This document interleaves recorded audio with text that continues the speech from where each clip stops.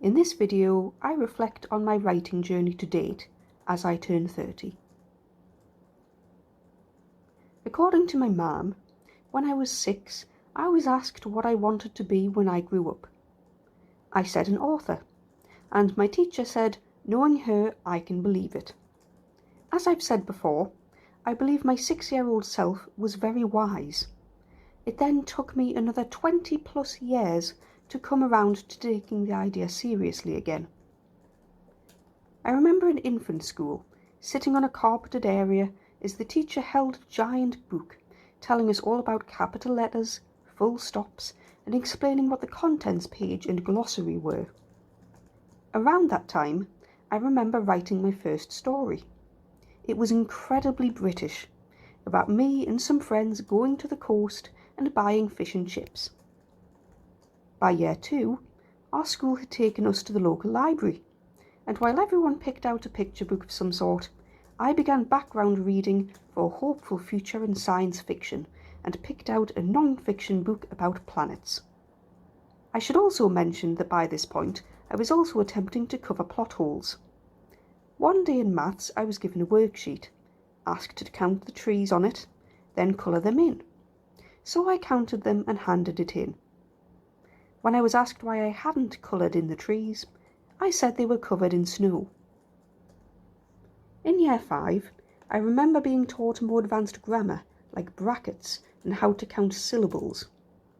Then in year 6 came the pinnacle of my creative writing in the primary school years. I had a poem that I'd written, read out in class. My preferred reading? The Harry Potter series by J.K. Rowling. Year 7 brought secondary school. I was 11 and enthusiastically jumped into writing the beginning of a novel set at a boarding school. I only got 2 chapters in. Year 8, I had to complete a diary for English based on the idea of the school going into quarantine. That was a lot of fun and one of my favourite school assignments. I dived into fan fiction, writing short pieces about Doctor Who, Pokemon, Dragon Ball Z and Harry Potter over a few years. Year 10.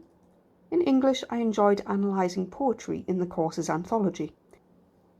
By this point, my favourite author was David Eddings, and I was all about fantasy.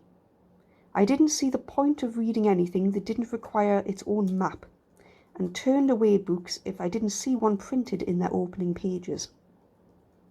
Then came talk of applying to university. I wanted to do something serious, so I picked to study the sciences. Physics was my favourite subject.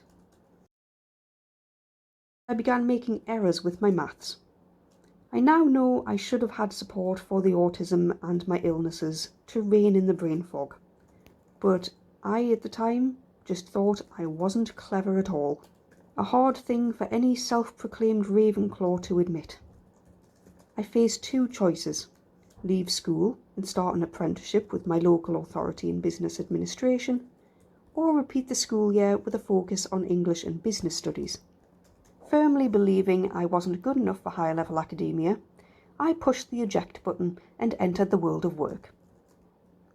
By a happy coincidence, a recession arrived, and cutbacks meant that I was moved from my original role of typing up letters to supporting an arts development team.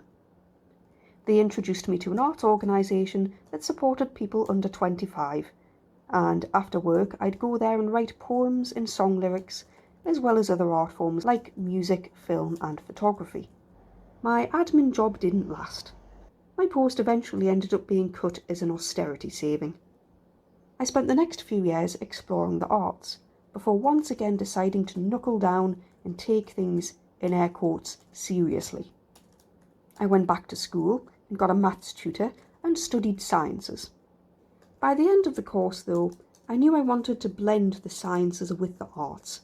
It was impossible to choose between them, so I took a middle path and aged 24 started university studying philosophy.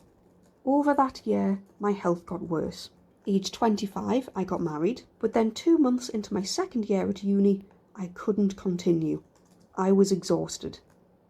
I chased a diagnosis for the next 2 years, and I retreated into the world of books, reading anything and everything I could get my hands on.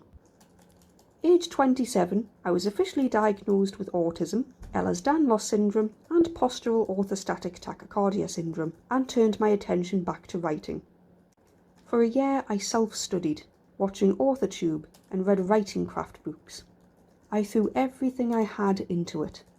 Then, age 28, I signed up to Twitter and joined the writing community. And for over 6 months, I planned my first novel. Then I wrote and revised it. That was another year.